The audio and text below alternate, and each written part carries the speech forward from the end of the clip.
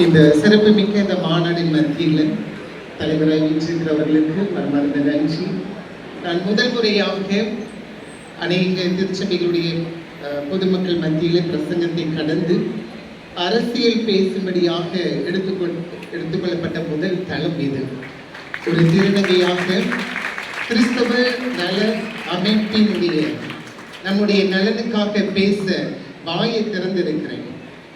ஒரு காலகட்டத்தில் மிஷனரிகள் இந்த உலகத்திற்கு வரும் பொழுது பொதுநல தொண்டுகளாக நம்ம இந்திய தேசத்தில் பல கல்வி நிறுவனங்கள், மருத்துவங்கள், பல சேவைகள் செய்திருந்தார்கள்.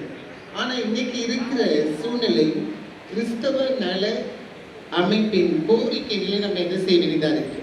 சொல்லும்படியான சூழ்நிலை மாறி இருக்க நினைக்கும் போது மனவேதனை தான் உண்டாகிறது. முதல் திருநங்கை போதகர் என்ற அடையாளத்தோடு பெறுவதற்கு கிறிஸ்தவன் தான் முதல் எனக்கு உதவி செய்தது. ஏன்னா சென்னை சிஎஸ்சி பேராயத்தில் பல வருடங்களாக திருநங்கை மத்தியில் பல எம்பவர்மெண்ட்டுக்காக அவர்கள் நிறைய பயிற்சிகளை கொடுத்து வந்தார்கள். 2007ஆம் ஆண்டு எனக்கும் ஈசி ஆலயத்தின் மூலியமாக, பேராலயத்தின் மூலியமாக என்னை வேதாகம கல்லூரியில் படிக்க வைத்தார்கள்.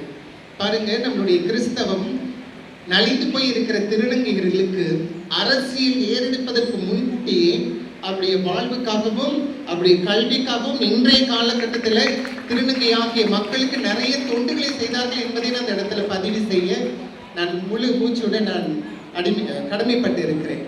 ஆனால் இன்னைக்கு இருக்கிற சூழ்நிலையில் கிறிஸ்தவ நலன்களை கருதி இன்னைக்கு நம்ம கோரிக்கை வைப்பதை நினைக்கும் போது உண்மையிலே மனவேதனை தான். பாதுகாப்பு, கிறிஸ்தவர்களுக்கு கட்டாயமாக பாதுகாப்பு தேவைப்படுகிறது.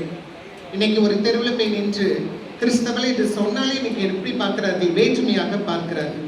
கிறிஸ்தவர்கள் சொல்லி என்று ஒரு வீடு என்ன செய்ய முடியவில்லை, வாடகைக்கு எடுக்க முடியவில்லை.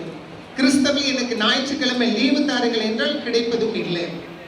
பல தடைகள் கிறிஸ்தவர்கள் என்று சொல்லுவதற்கே இன்னைக்கு அச்சுறுத்தலான சூழ்நிலை மத்தியில் நம்ம கோரிக்கைகள் நிச்சயமாக சட்டசபையில் வலுவாக துளிக்கப்பட வேண்டிய நிலைமையில் நாம் இன்றைக்கு நிறுத்தப்பட்டு இருக்கின்றோம்.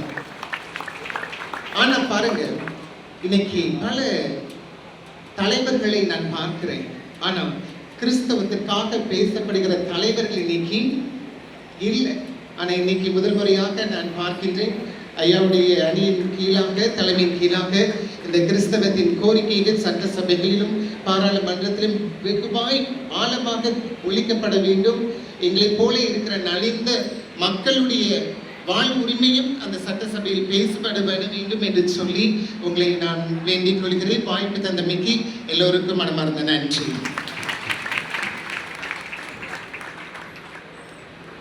நன்றி அக்கா. அடுத்ததாக கோவை